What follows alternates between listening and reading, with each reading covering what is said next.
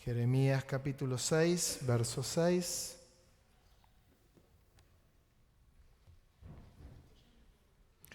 A propósito, pronto tendremos bautismos, así que aquellos hermanos que aún no han pasado por las aguas, sería lindo si después del culto me pueden ver, así ya podemos ir programando alguna fecha. Pero queremos tener bautismo. Ya hay una hermana que días pasados me dijo, pastor, me quiero bautizar, así que ya empezó el seguimiento y vamos a bautizar a los que no han pasado por las aguas. Dice en Jeremías capítulo 6, verso 16, así dijo Jehová, paraos en los caminos y mirad y preguntad por las sendas antiguas, cuál sea el buen camino, y andad por él, y hallaréis descanso para vuestra alma. Mas dijeron, no andaremos. El mensaje que Dios le da a Jeremías, el profeta, dice, párense en los caminos y pregunten, ¿cuál es la senda antigua? Se habían perdido el rumbo, la brújula dejó de funcionar. Y Dios, que le daba abundante palabra al pueblo, le dice a través del profeta, paraos en los caminos, miren y pregunten cuál es el buen camino. Dios se había revelado al pueblo y le había mostrado cuál era el camino. El camino era el de la búsqueda de Dios, el de estar cerca de Dios, el de cumplir sus ordenanzas, sus mandatos, tener comunión con Él. El pueblo se había desviado, el pueblo se había equivocado, el pueblo se había bandeado, se fue de un extremo a otro, perdiendo el centro, el foco que estaba puesto en Dios. El mundo hoy perdió el foco de Dios. Algunos nunca lo tuvieron, otros lo conocieron, pero pierden el enfoque que tiene que estar en Dios.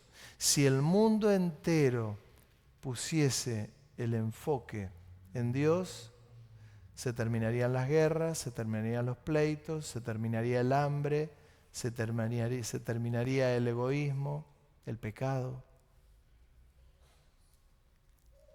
El consejo que le da Dios a Jeremías para que le dé al pueblo: párense en el camino, miren y pregunten cuál es el buen camino. Dice en Isaías capítulo 44, verso 3, porque yo derramaré aguas sobre el sequedal y ríos sobre la tierra árida.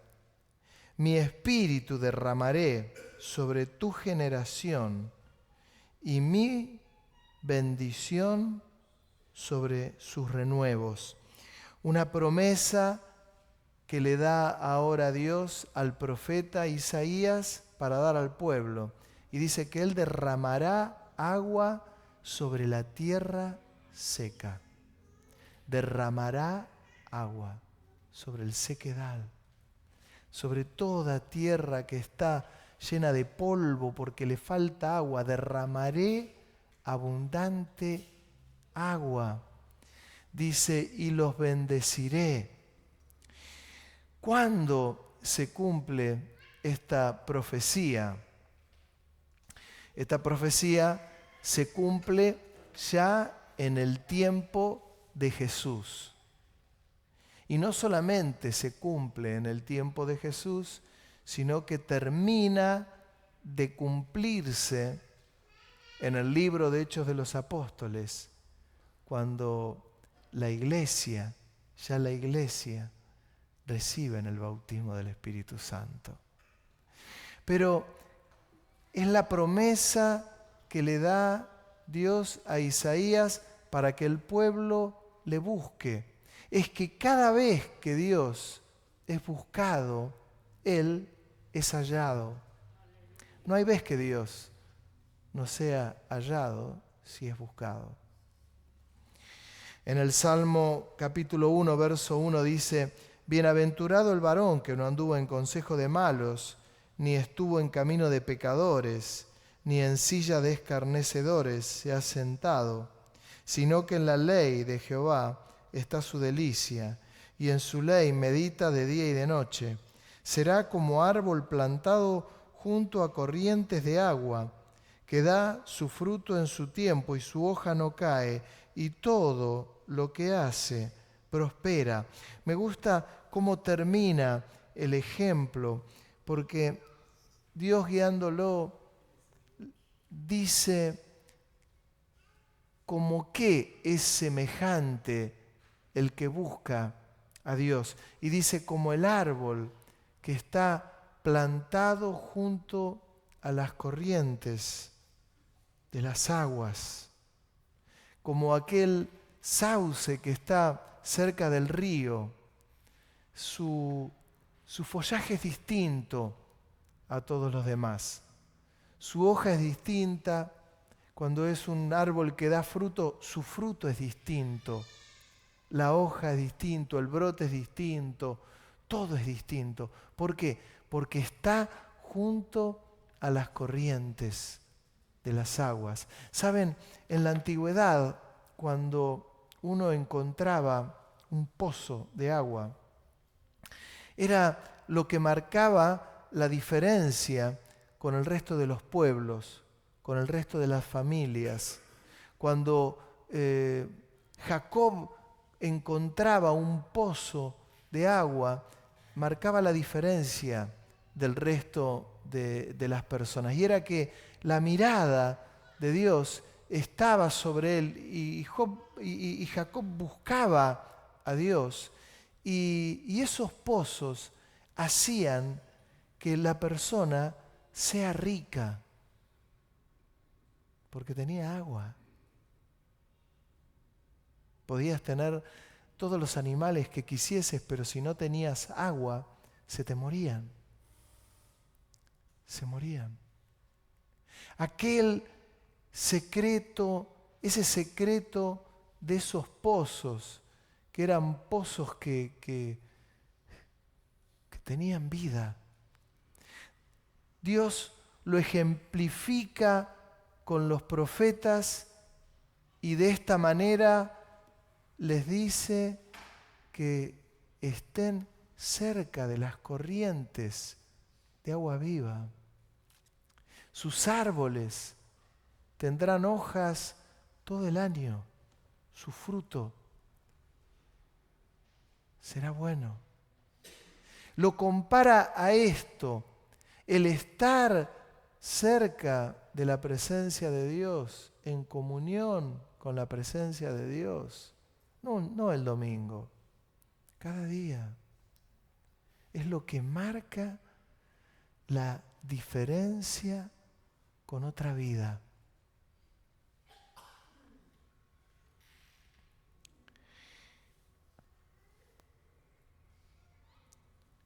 En el Evangelio según San Juan, en el capítulo 7, verso 37, ya Jesús, dice él, en el último y gran día de la fiesta, Jesús se puso en pie y alzó la voz diciendo: si alguno tiene sed, venga a mí y beba. Y el que cree en mí, como dice la Escritura, de su interior correrán ríos de agua viva. Esto dijo del Espíritu que habían de recibir los que creyesen en Él, pues aún no habían venido el Espíritu Santo, porque Jesús no había sido aún glorificado. Es decir, cuando dice si alguno tiene sed, venga a mí y beba. ¿Saben? El camino del Señor es así. Es tener sed, tener hambre. Si yo no tengo sed y hambre de Dios, siempre me voy a quedar ahí. Pero cuando tengo sed de Dios y me doy cuenta que puedo tener sed de Él, que puedo tener hambre de Él, algo revoluciona nuestra vida y marca la diferencia. Pero si no tengo sed, estoy en problemas. Dicen los médicos que hay que tomar 2 litros de agua por día, mínimo. O eso, 2 litros. Algunos dicen, no, yo tomo mate. ¿Sabes? El mate no es lo mismo. Te podés tomar 1 litro de mate a la mañana y no es lo mismo que tomar 1 litro de agua. No, pero yo tomé el té con leche después a la tarde. ¿Sabes? No es lo mismo. No, pero a mí me gusta la leche con chocolate. No es lo mismo. Es agua. Agua. Los riñones necesitan agua. Nuestro cuerpo necesita agua. Entre Sofía que me repita agua y el micrófono que se sube y se baja solo, en cualquier momento les empiezo a echar. Hermanos, es esto lo que necesitamos. Ven, el mensaje es inspirador. Para que una chiquitita de 1 año y pico repite y diga agua, es inspirador. Ojalá los creyentes dijeran, necesitamos agua espiritual. Tiene que haber hambre, tiene que haber sed. No es lo mismo, pregúntale al médico.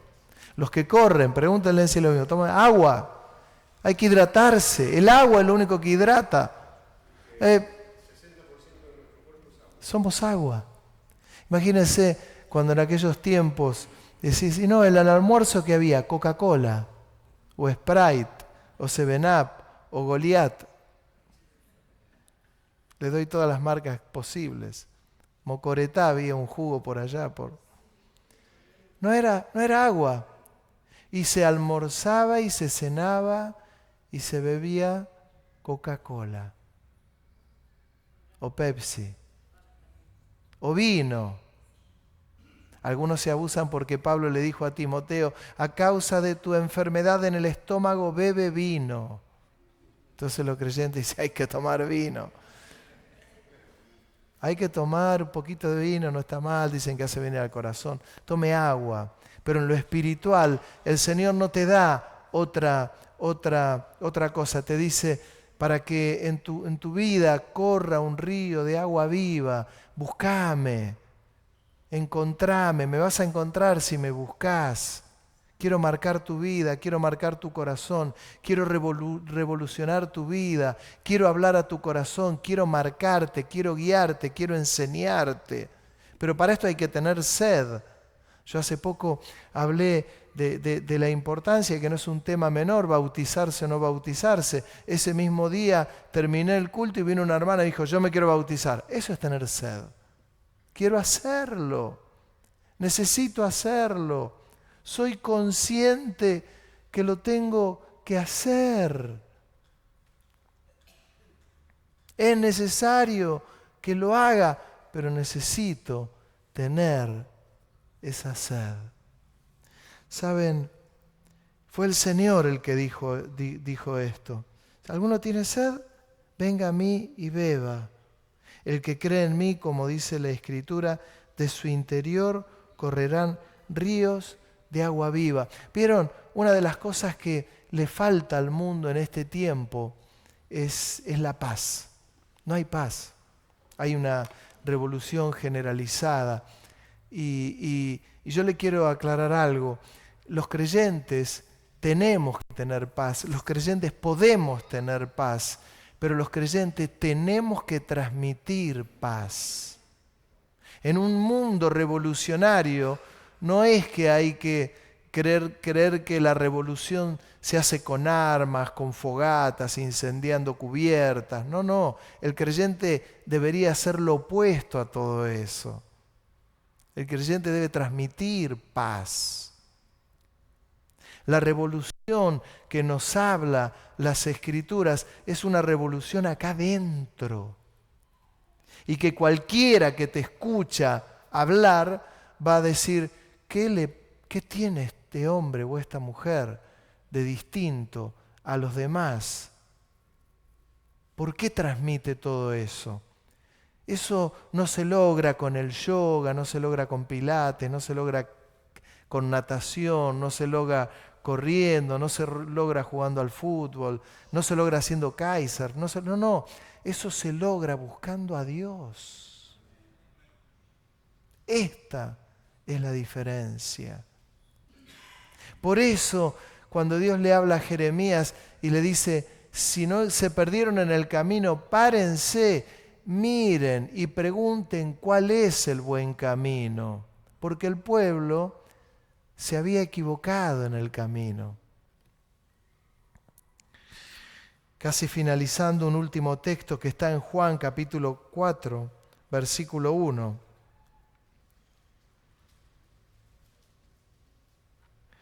Cuando pues el Señor entendió que los fariseos habían oído decir, Jesús hace y bautiza más discípulos que Juan, aunque Jesús no bautizaba, sino sus discípulos, salió de Judea y se fue otra vez a Galilea, y le era necesario pasar por Samaria.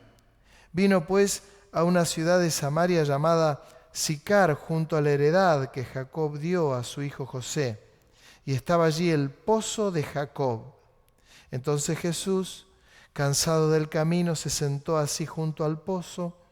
Era como la hora sexta. Vino una mujer de Samaria a sacar agua y Jesús le dijo, dame de beber. Pues sus discípulos habían ido a la ciudad a comprar de comer. La mujer samaritana le dijo, ¿cómo tú, siendo judío, me pides a mí de beber, que soy mujer samaritana?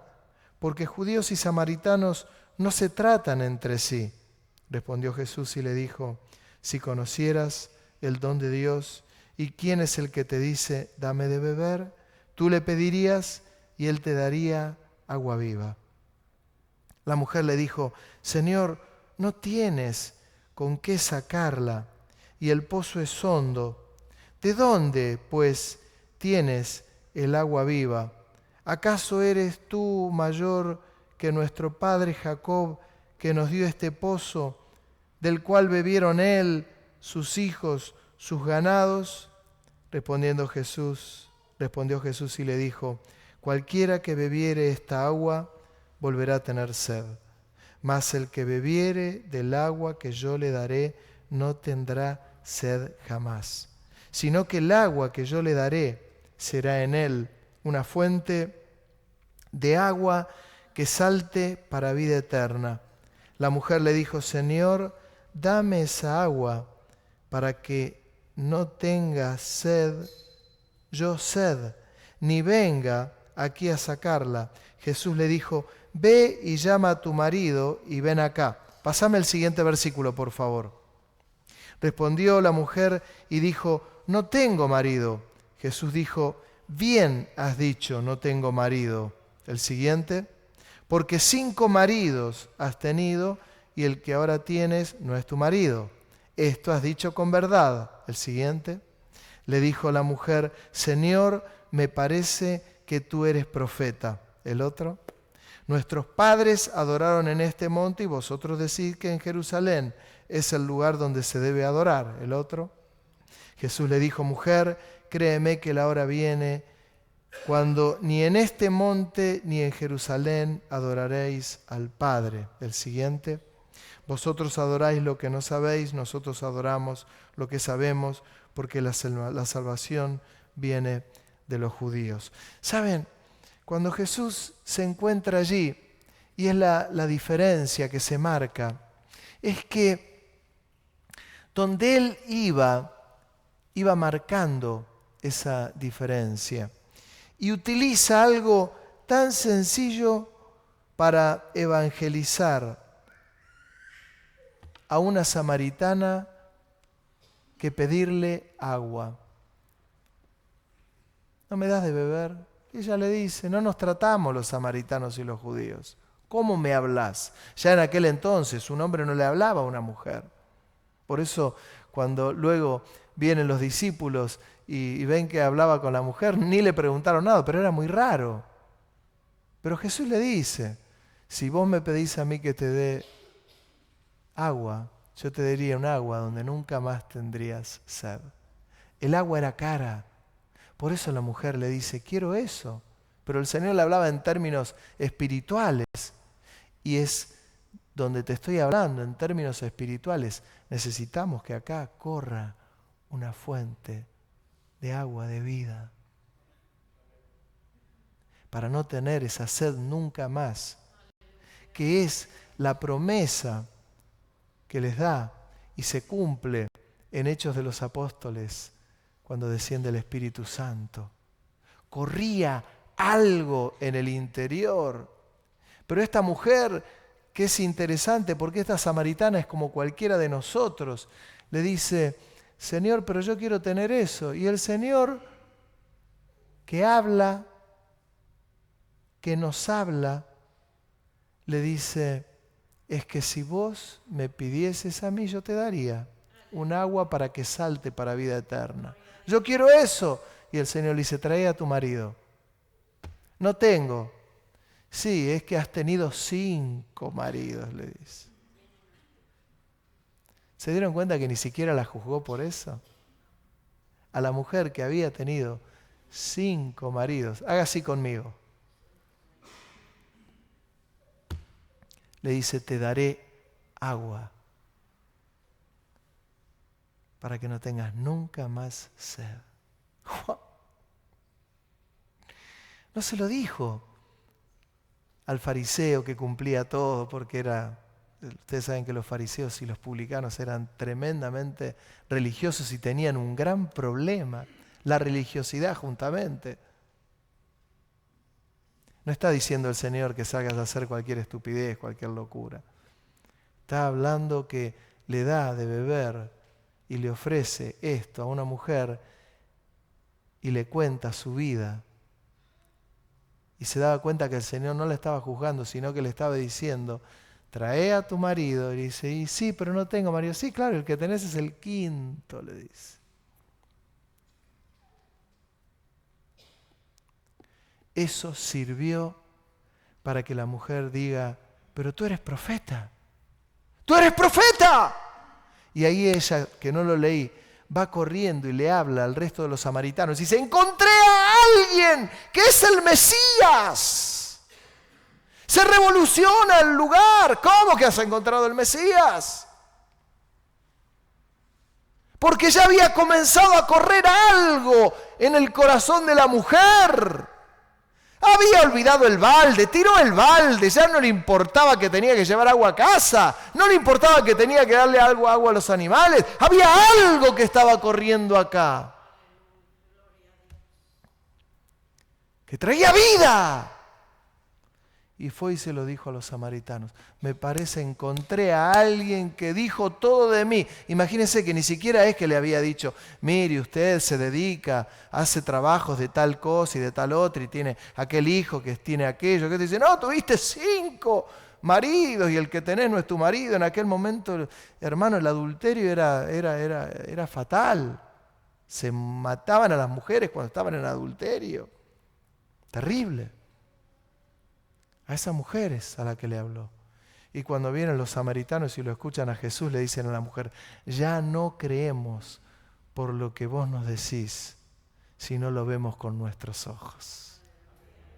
Corría, pero Jesús bien podría haberse sentado en un lugar y dice, estoy cansado, tengo sed, ni tengo ganas de llevar buenas noticias, no quiero predicar el Evangelio, lo que nos deja otra enseñanza. Estamos cansados, es buen momento para predicar. Estamos descansados, es buen momento para predicar. Estamos con alguien, es buen momento para hablar de Cristo. Siempre tiene que estar metido en el medio. ¿Por qué? Porque es nuestra esencia. Es como cuando uno abre los ojos y dice, bueno, ya me desperté, dormí, descansé, abrí los ojos. Bueno, lo mismo ocurre con lo espiritual. No puedo dejar de decirte quién es Dios. Por eso cuando uno de alguna manera extravía el camino, como le pasaba a Israel, y Dios le dice a Jeremías, parate en los caminos y preguntad cuál es la buena senda y andad por él. Ese es el camino. Cuando Jesús habla de sí mismo, en un momento Él dice, yo soy el camino, la verdad y la vida, y nadie va al Padre si no es a través de mí. Yo soy el camino, decía Jesús.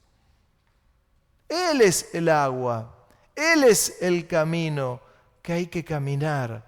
Es una invitación a ¿qué? A caminar por ese camino, que es glorioso, que es maravilloso, que es único, que no hay otro camino como ese. Que si vos querés saber si tu corazón arde, vos querés saber si tu corazón realmente está en la senda correcta, vos querés saber si tu caminar es con agua que viene de arriba, es que vas a hablar del Señor. Y vas a tener oportunidad de hablar del Señor a todos los que te rodean. A tu médico, a tu jardinero, al pintor, al que corta el cerco, al panadero, a tus amigos, a tu médico. Yo me acuerdo, hace muchos años, me acuerdo ahora, yo había tenido una enfermedad y la enfermedad que había tenido, me acuerdo que lo fui a ver un médico, un especialista, y él me dice, ¿usted a qué se dedica? Esto fue en el 2004, por allí. Entonces le digo, mire, yo edito una revista y también mi actividad principal es que yo soy pastor evangélico. Y él me miró y me dijo, vos sos pastor, pero viniste a verme a mí para que te cure. Yo no lo podía creer. No me había pasado nunca. Entonces me hace unos análisis y me da la dificultad que tenía. Y él ya se prestaba a darme un tratamiento que era con interferón, era un tratamiento con drogas, era algo complicado a la altura de la quimioterapia.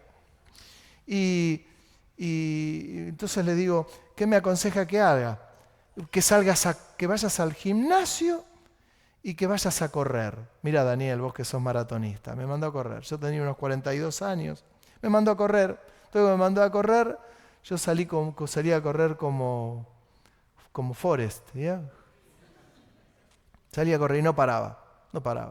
Pasaron unos 6 meses y me manda, voy a verlo de nuevo, al especialista, y me manda a hacer un análisis, y me dice, no lo puedo creer, me dice, no tenés nada.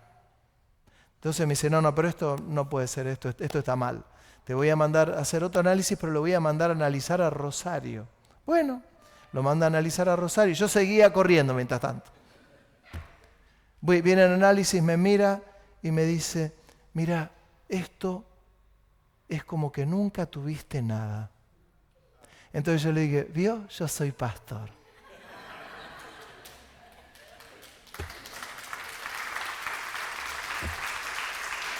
Creo en Dios. Tiene razón, me había olvidado, dice. ¿Sabe? Con esto no quiere decir, porque alguno me puede decir, ¿por qué algunos están enfermos y se pueden sanar? ¿Y por qué otros están enfermos y no se sanan? Misterios de Dios. Eliseo murió, dice las escrituras, de la enfermedad que tenía. Así dice la Biblia. Y fue uno de los hombres que más milagros hizo en la tierra. ¿Entiende? A otros como Pablo, el Señor le dijo, bástate mi gracia porque mi poder se perfecciona en la debilidad. No te voy a sanar. Y no lo sanó. Algunos dicen que era una enfermedad en los ojos. Es así. Pero el agua de vida que está dentro nuestro nos da otra capacidad. Entendámoslo. Esa relación con el Señor nos da una capacidad distinta, no nos hace mejores, no se ponga orgulloso, nos hace que corre algo del Señor y que yo no lo puedo negociar ni lo podemos vender. Sí lo puedo extender cuando predico el Evangelio y le enseño a alguien que haga, que corra algo distinto. Acá, tóquese el pecho. Acá, cuando Cristo entra en nuestra vida, cuando nosotros le recibimos como nuestro Salvador, cuando le pedimos perdón por nuestros pecados, que esto es el inicio, está bárbaro porque somos hijos de Dios, pero a partir de ahí comienza una gran carrera que tiene relación con lo que corre acá adentro o no corre. Si no corre, el agua se pudre. Si se pudre, no sirve. Tiene que correr. Tiene que haber algo que se agiliza. Esa mujer solo le pidió el Señor de beber y tuvo un diálogo que no duró más de 2 minutos. 3. Fue suficiente para que esa mujer entienda que en su interior ya estaba pasando algo distinto. Y cuando vinieron los samaritanos todos recibieron al Señor. ¿Por qué? Porque había algo distinto. ¿En dónde pasó? En el pozo de Jacob. Cuando Jacob consiguió ese pozo, era una mina de oro. Hermano, te lo voy a poner en otros valores como para que lo entiendas. Es como si vas al fondo de tu casa y agarrás la pala y haces un pocito de medio metro y encontrás que empieza a brotar petróleo. Vos pasás a ser el nuevo millonario de Mar del Plata. Petróleo. Tu casa, que por ahí costaba, no sé, $80.000, ya no cuesta $80.000. Tu casa ahora puede costar, no sé, $200 millones. Pero como no te puedo hablar de dinero porque el Evangelio no es dinero, tu vida, teniendo este pozo, no es que pasa a costar plata. No te hablo de plata. Me importa un rábano la plata. No me importa la plata. Es lo de adentro, es lo espiritual, es lo eterno. Es lo que marca esta diferencia. Ya mi vida no es como era antes. Hubo un caso de un hombre en Bariloche que de su casa, del fondo de su casa, del patio, comenzó a brotar agua mineral. ¿Sabe que envasa el agua mineral y la importa a Kuwait? En el fondo de su casa en Bariloche. Agua mineral. Y ese importador, ese hombre pasó a ser millonario. Del patio de su casa comenzó a brotar agua mineral y la exporta. Como no te hablo de dinero, ni te estoy pidiendo dinero, te hablo de lo que ocurre en tu corazón.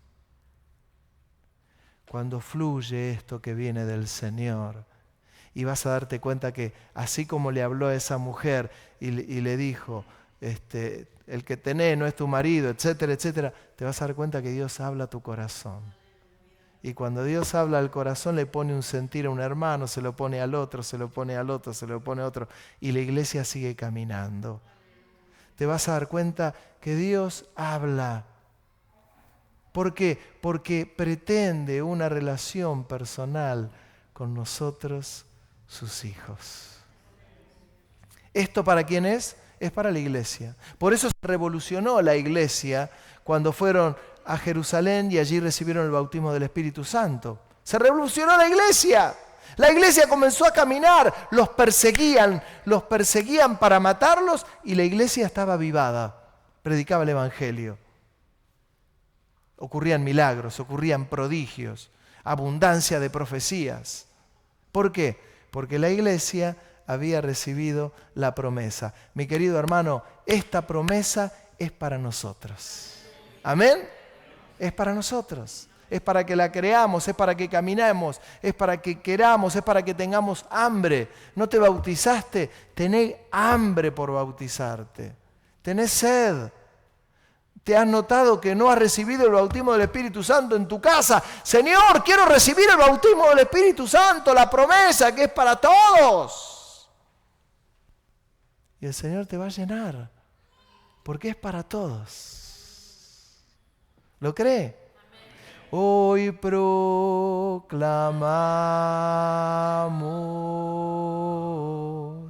a Cristo que resucitó. Cordero Santo, omnipotente Hijo de Dios. Por siempre tú estarás, por siempre tú estarás, reinando en majestad, reinando en majestad. Venimos ante ti, venimos ante ti, para adorarte, oh Rey. Por siempre tú estarás, por siempre tú estarás, reinando en majestad, reinando en majestad. Venimos ante